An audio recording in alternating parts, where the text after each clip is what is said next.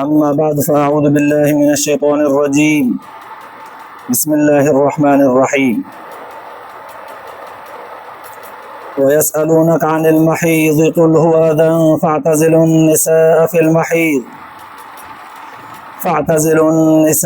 في المحيض ولا تقربوهن حتى يطهرن فإذا تطهرن فأتوهن من حيث أمركم الله إن الله يحب التوابين ويحب المتطهرين نساء لكم حرث لكم فأتوا حرثكم أن شئتم وقدموا لأنفسكم واتقوا الله واعلموا أنكم ملاقوه وبشر المؤمنين صدق الله العلي العظيم. درود شريف پڑھو. اللهم صل على سيدنا وسندنا وحبيبنا ومولانا محمد النبي الأمي وعلى آله وبارك وسلم عليه بعدد كل معلوم لك دائما أبدا. अल्लाह तबारक व ताला जा तव्हां असांजे मथां अणगणिया करम ऐं एहसान आहिनि जो अल्लाह रब ज़ुल जलाल तव्हां असांखे इशा जी निमाज़ बा जमात नसीब फरमाई ऐं उनखां पोइ क़ुरान पाक जे हिन बाबरकत दर्स क़ुरान जे महफ़िल में विहण जी तौफ़ीक़ बि इनायत फरमाई. गुज़िरियल आयतुनि में अल्लाह तबारक व ताला मुशरिकनि सां मुस्लमाननि जे निकाह जे मुतालिक़ बयानु फरमायो त मुस्लमान मर्द मुशरिकानी औरत सां निकाह नथो करे सघे. अहिड़ीअ ई तरह सां मुस्लमान औरत बि मुशरिक मर्द सां निकाह नथी करे सघे. अलबत उन ज़माने में अहले किताब जेके आहे यहूदी ऐं नसरानी उन्हनि सां निकाह जी इजाज़त हुई सिर्फ़ु हिन बिना ते त बनिस्बत ॿियनि मुशरिकनि जे हिननि में फ़साद अक़ीदे जो घटि हो. पर हज़रत उमर रज़ी अल्लाह ताला अन्हु जे ज़माने में यहूदियुनि ऐं नसारनि सां निकाह जी जेका इजाज़त हुई उनखे बि ख़तमु कयो वियो सहाबा किराम जे इजमा सां. हिन वक़्तु बिल इत्तिफ़ाक़ इहा ॻाल्हि आहे त मुस्लमान जो मुशरिक मर्द या औरत सां मुस्लमान मर्द या औरत जो निकाह क़तअन कोन थी सघंदो, अहले किताब सां बि न थी सघंदो, नाजाइज़ आहे. इन निस्बत सां अॼोकिन आयतुनि जे अंदरि अल्लाह तबारक व ताला औरत जे माहवारीअ जे मुतालिक़ अॼु बयानु फरमायो आहे. इन आयत जे सम्झण खां पहिरियां हिकिड़ी ज़रूरी वज़ाहत ज़हन जे अंदरि रखणु घुरिजे. अल्लाह तबारक व ताला क़ुरान पाक जे अंदरि हर उहा तालीम बयानु कई आहे, हर उहो सबक़ु, हर उहा फितरी तालीम इंसान खे ॾिनी आहे जंहिंजी इंसान खे सख़्त खां सख़्तु ज़रूरत आहे. ऐं उहा तालीम अल्लाह तबारक व ताला जे ज़ात खां सवाइ ॿियो केरु इंसान खे नथो ॾेई सघे. अल्लाह ताला क़ुरान पाक जे अंदरि उन्हनि ॻाल्हियुनि खे बयानु करणु ज़रूरी सम्झो आहे.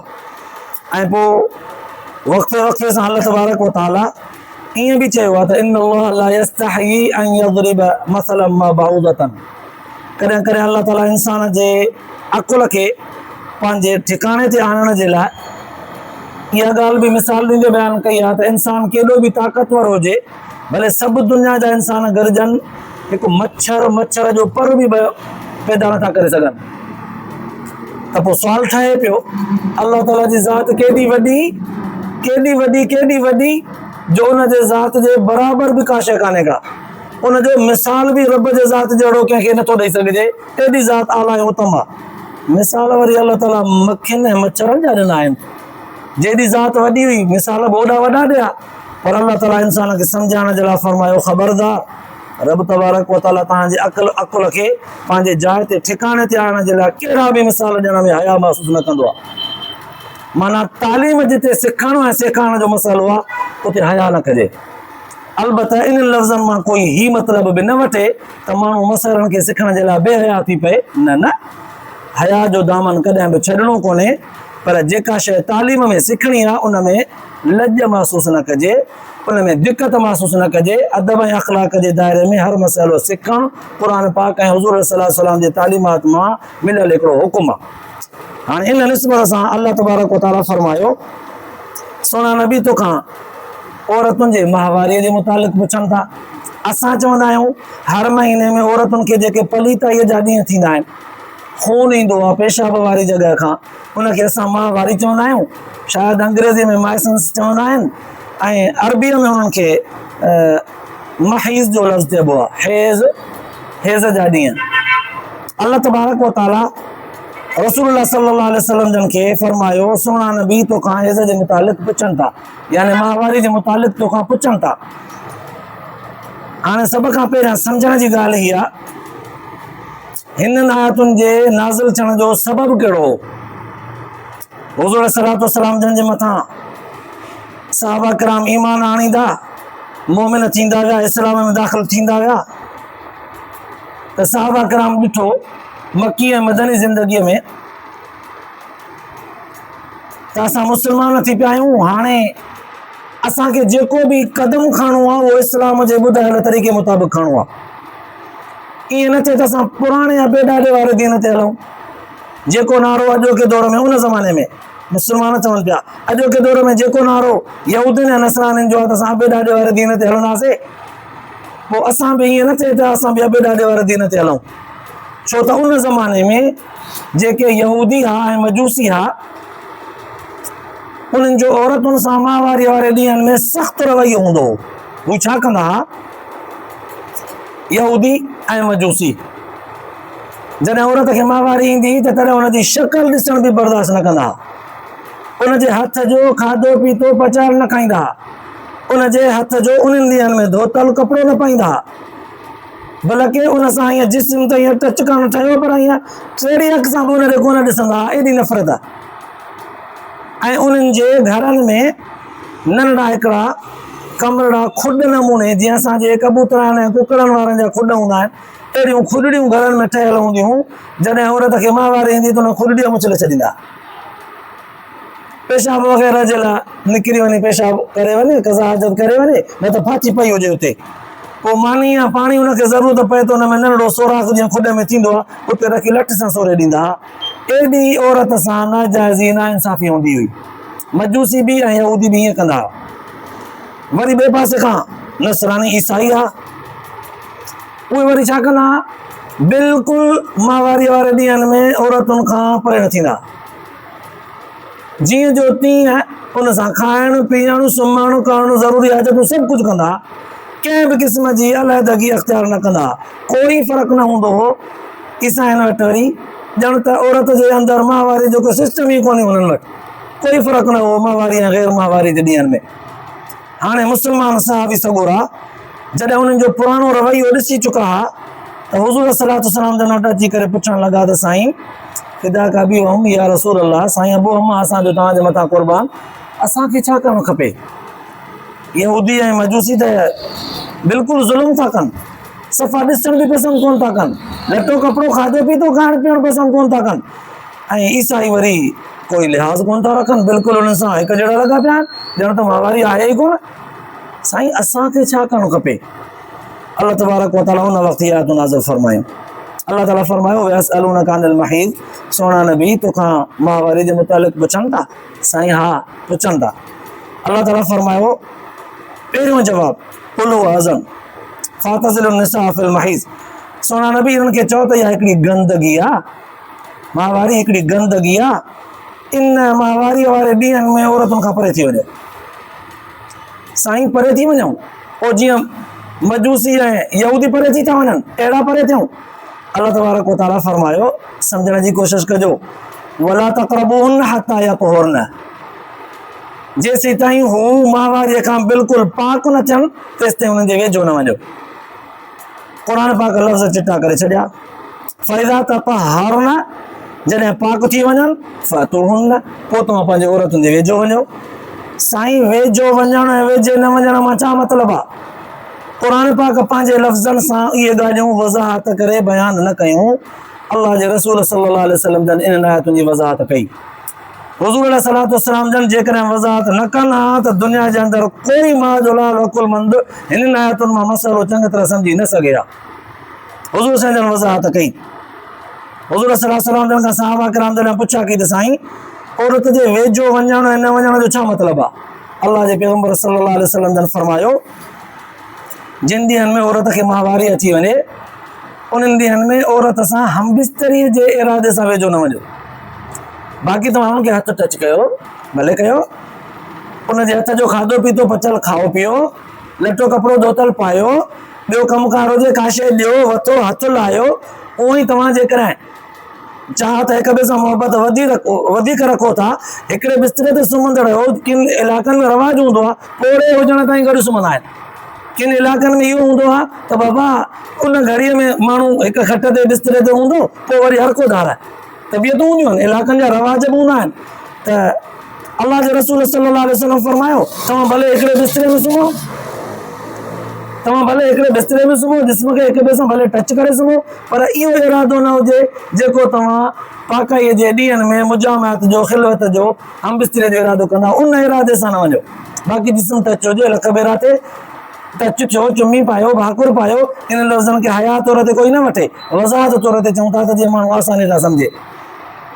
वेझो हुजो पर इहो इरादो न हुजे हम बिस्तरे जो। बसि हाणे जॾहिं सहाबा किराम इहा ॻाल्हि सम्झी विया क़ुर पाक जे लफ़्ज़नि मां त वेझो वञो ऐं न वञो, वेझो माना हम बिस्तरी जे वेझो न वञो। जॾहिं पाकाई करे वञनि पोइ हम बिस्तरी कयो उन्हनि सां भले वञो, बाक़ी ॿियनि कमनि खां न रोकियो वियो। हाणे हुज़ूर सल्लल्लाहु अलैहि वसल्लम हिते ॿी वज़ाहत बि फरमाई, जिन ॾींहंनि में औरतुनि खे माहवारी ईंदी उन्हनि ॾींहंनि में औरत जे मथां निमाज़ पढ़णु माफ़ आहे, निमाज़ माफ़ आहे। रोज़ो रमज़ान में हिकिड़ो महीनो आहे 12 महीननि में, रमज़ान जा रोज़ा जॾहिं ईंदा त पोइ माहवारी अची वई त उहे रोज़ा न रखंदी, पर रमज़ान खां पोइ उहे वरी आहिस्ते आहिस्ते जंहिं मौसम में मुआफ़िक़ तबियत जे ॾींहुं मौसम अची वञे, सियारो आहे या मुनासिब मौसम अची वञे त वरी पंहिंजा उहे क़ज़ा करे।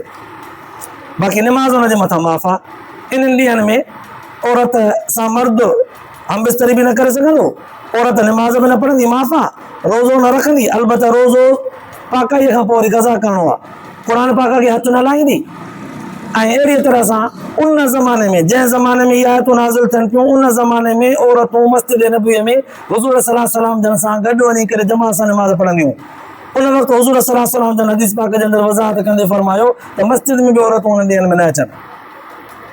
इन जे करे त केतिरा भेरा मस्जिदुनि जे छतुनि जे मथां बनात जे मदारिस जो कुझु हिसो वधी वियो, त उलमा किराम इहा ॻाल्हि आंदी त बाबा जिन ॾींहंनि में औरतूं बनात जो मदरसो जॾहिं मस्जिदुनि जे मथां परे मदरसे खां पोइ हलंदे हलंदे अङण मस्जिद ते बि अची वियो त औरतुनि जे मथां पाबंदी हुजे, जिन ॾींहंनि में माहवारी हूंदी उन्हनि जे मस्जिद वारे स्थान ते न ईंदियूं, छो त मस्जिद हेठां खां वठी तसरा खां वठी सिदरतुल मुंतहा ते मस्जिद अलाह ताला जो दर आहे।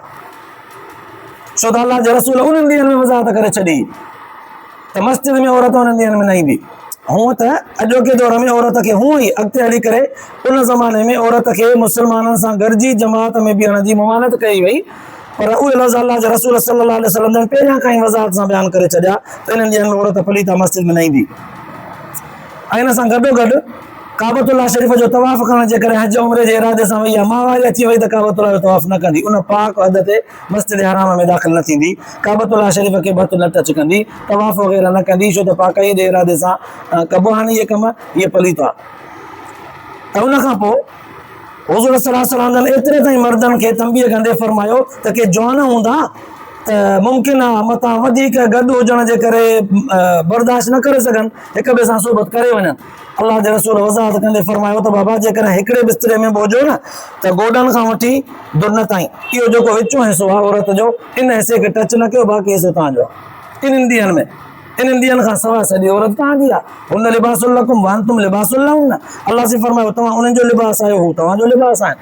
असां सिंधीअ में चवंदा आहियूं वॾा ज़ाल मुड़ुस हिकु लटो आहे, पोइ की अलाह जे रसूल ईअं फरमायो तव्हां भई हिक ॿिए जो लिबास आहियो, हिक ॿिए जो उघड़ आहियो, हिक ॿिए खे ढकींदा कयो, हिक ॿिए जे ऐबनि खे लिकाईंदा कयो, छिपाईंदा कयो, घर जे अंदरूनी मामलनि में कमियूं कोताहियूं जेके थींदियूं आहिनि उहे ॿाहिरि न कढंदियूं आहिनि। इहो अलाह जो रसूल अलाह जो क़ुर ख़ुदि बयानु करे थो। हाणे जॾहिं इहे मसइला बयानु थी पिया, अल्लाह तबारक व तआला फरमायो फातूहुन मिन हैसु अमरकुमुल्लाह, जॾहिं औरतूं पाक थी वञनि, माहवारी ख़तमु थी वई, हाणे वेंदी सेंदी पाक थी वियूं, पोइ तव्हां पंहिंजे औरतुनि ॾे अचो।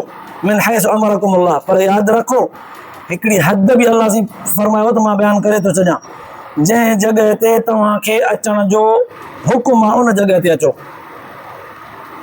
पेशाब वारी जॻह ते। ईअं न थिए त उन्हनि ॾींहंनि में कोई एतिरो कमज़ोर थी पवे या बर्दाश्त न करे सघे, पाखाने वारी जॻह ते हलियो अचे। अल्लाह तबारक व तआला इन्हनि अल्फाज़नि खे वज़ाहत सां बयानु कंदे फरमायो, कोई मथां ईअं कम कुल माण्हू चवे त मुंहिंजी मिल्कियत आहे, जॾहिं हिकु लटो आहियूं त पोइ हिजाब छाजो? छो त उन ज़माने में कुझु अहिड़ियूं हरकतूं ख़बीस ज़हन जे माण्हुनि में हुयूं, जीअं लूत अलैहिस्सलाम जे उम्मत में भी ये हरकतूं हुयूं। अल्लाह तबारक व तआला चिट्ठो कंदे फरमायो, फातूहुन मिन हैसु अमरकुमुल्लाह, जंहिं जॻह ते अचण जो तव्हांखे हुकुम आहे उन जॻह ते अचो। इन्नल्लाह युहिब्बु तव्वाबीन व युहिब्बुल मुततहिरीन। अल्लाह से फरमायो त असांजे हिन हुकुम जे बयान करण खां पहिरियां जंहिं मुसलमान खां अगरि अहिड़े क़िस्म जी कमी कोताही थी वई हुई, पोइ जेकॾहिं हाणे तौबा ताब थींदो न, युहिब्बु तव्वाबीन, अल्लाह ताला तौबा कंदड़ ॿारनि खे पसंदि कंदो आहे, व युहिब्बुल मुततहिरीन, ऐं तौबा जे ज़रिए सां पंहिंजो पाण खे जेके पाक कनि था, अल्लाह तबारक व तआला जे अहकामनि ते अमल कंदे पंहिंजो पाण खे जेके बचाइनि था, कंट्रोल कनि था पंहिंजे मथां, अल्लाह ताला जे रसूल सल्लल्लाहु अलैहि वसल्लम जे ॾिनल तालीम खे अखियुनि ते रखी करे उनजी पाबंदीअ सां उनजे मथां अमल कनि था, अल्लाह से फरमायो अहिड़नि ॿारनि खे बि पसंदि कंदो आहे, तौबा कंदड़नि खे बि, ऐं जेके आख़िरी हद ताईं पंहिंजो पाण खे बचाइनि था, महफ़ूज़ रखनि था इन गंदे ॾींहंनि में, माहवारी वारे ॾींहंनि में औरतुनि जे वेझे वञण खां पाण खे बचाइनि था, अहिड़नि खे बि अल्लाह ताला पसंदि फरमाईंदो आहे। पोइ फरमायो वियो, निसाउकुम हर्सुल लकुम, हिकिड़ी ॿी इजाज़त अल्लाह ताला ॾिनी, निसाउकुम हर्सुल लकुम, बाबा तव्हां जूं औरतूं तव्हांजे पोख वांगुरु आहिनि। पोख में पंहिंजे ज़मीन में कहिड़े बि पासे खां बने खां फिरी करे पंहिंजे बनीअ ते अचो, ओलह ओभर ॾखण उत्तर कहिड़े पासे खां बि अचो, पंहिंजे बनीअ में अचो। अल्लाह ताला फरमायो त औरतूं बि तव्हांजे लाइ पोख जो मिसाल आहिनि। जीअं ज़मीन में बिज उछलाइबो आहे, पोइ कुझु ॾींहंनि खां पोइ उहो बिज फिटंदो आहे, अल्लाह तबारक व तआला फरमायो औरत जो अॻियूं हिसो तव्हांजे लाइ पोख जे मिसाल आहे। तव्हां पंहिंजो बिज उते उछलाईंदा आहियो, चंद ॾींहंनि खां पोइ फ़सुलु फुटंदो आहे तव्हांजे बचनि जी सूरत में। जीअं ज़मीन में बिज उछलाईंदा आहियो, पोइ उते फ़सुलु फुटंदो आहे, अनाज जेके बिज हूंदा आहिनि ओड़ा फ़सुलु फुटंदा आहिनि। हिते तव्हां पंहिंजो बिज उछलाईंदा आहियो, पोइ उतां तव्हांखे बचनि जी सूरत में अल्लाह तबारक व तआला फ़सुलु फुटाए ॾींदो आहे।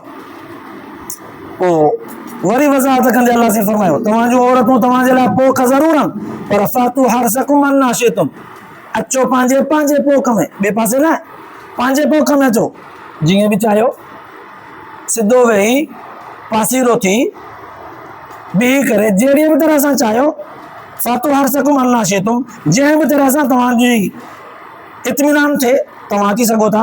वक़द्दिमू लिअन्फुसिकुम, असांजे अहकामनि जी पाबंदी कंदे यादि रखो पंहिंजे आख़िरत जे लाइ कुझु न कुझु चङा कम ताबेदारी वारा असांजे हुक्मनि जी तामील वारा खणी अचिजो। ईअं न त असांजे हुक्मनि खे मज़ाक सम्झी करे पुठीअ भर उछलाए छॾियो ऐं आख़िरत जे लाइ तव्हां वटि को ज़ख़ीरो कोन हुजे। इतां सम्झ में आयो त ही मसइला ज़ाहिर ज़रा कुझु कचा आहिनि, जिन खे बयानु करण में ॿुधाइण में कुझु माण्हू हिचकिचाहट महसूसु कंदो आहे, पर अल्लाह तबारक व तआला फरमायो वक़द्दिमू लिअन्फुसिकुम, असां वज़ाहत सां ॻाल्हि करे छॾी, तव्हां हिनखे सम्झी करे हुनजे मथां अमल कयो, पंहिंजे आख़िरत जे लाइ कुझु समर खणी अचो। इन मामलनि खे कचो सम्झी मामूली न सम्झो, कचो सम्झी पुठीअ भर उछलाए न छॾियो। पोइ तॾहिं फरमाई वत्तक़ुल्लाह, अल्लाह तबारक व तआला खां डिॼी करे अहकाम जी ताबेदारी कंदा कयो, बचंदा कयो नाफ़रमानीअ खां। वालमू अन्नकुम मुलाक़ू, यकीन कयो त तव्हां हिक न हिक ॾींहुं अल्लाह ताला जे ज़ात सां ज़रूरु मिलंदव, मुलाक़ात थींदी, रब जे ज़ात जे आॾो बीहणो पवंदो आहे, हिसाब किताब ॾियणो पवंदो आहे। पोइ सोने अरबी सल्लल्लाहु अलैहि वसल्लम जन खे फरमायो वियो, सोना नबी वबशिरिल मोमिनीन, असांजे अहकामनि ते जेको अमल करे मोमिन ख़ुशीअ सां न, अहिड़नि मोमिन खे ख़ुशख़बरी ॾे क़यामत जे ॾींहुं उन्हनि जे लाइ असां वटि वॾी कामयाबी, कामरानी ऐं इनाम रखियल आहे, उन्हनि जे लाइ जन्नत रखियल आहे। त ॾिसो ज़ाहिरी तौर ते असां आम तौर ते इहे ॻाल्हियूं ॿुधाइण कचियूं सम्झंदा आहियूं, न कंदा आहियूं। अल्लाह तबारक व तआला इनखे इंसान जे मालूमात में वज़ाहत सां बयानु करण में ज़रे बराबरि हिचकिचाहट महसूसु न कई। इंसान खे तालीम ॾिनी वई त इंसान कामिल तरह सां अल्लाह तबारक व तआला जी तरफ़ खां ॾिनल तालीम खे पढ़ी, पोइ सम्झी, पोइ हुनजे मथां अमल करे त हक़ीक़ी इंसान थी रहे, जानवर न, जो जानवर पंहिंजे मर्ज़ीअ ते हलंदा आहिनि, इंसान पंहिंजे मर्ज़ीअ ते न, अल्लाह ऐं अल्लाह जे रसूल जे ॿुधायल मर्ज़ीअ ते हलंदो। ऐं इन सां गॾोगॾु कुझु मसइला औरतुनि जा ॿिया बि हूंदा आहिनि।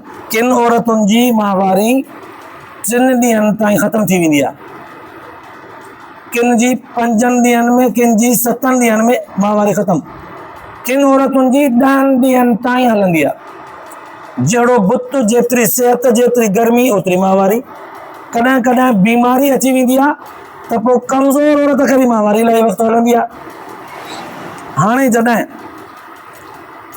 आम औरत जी आदत आहे 3 ॾींहंनि में हुनखे माहवारी ख़तमु थी वेंदी आहे, पाकाई थी वेंदी आहे। न त बि कॾहिं कॾहिं सर्दी गर्मीअ जे हिसाब सां तबियत में फ़र्क़ु पियो त 5 ॾींहंनि खां 7 ॾींहंनि ताईं पाकाई थी वेंदी आहे।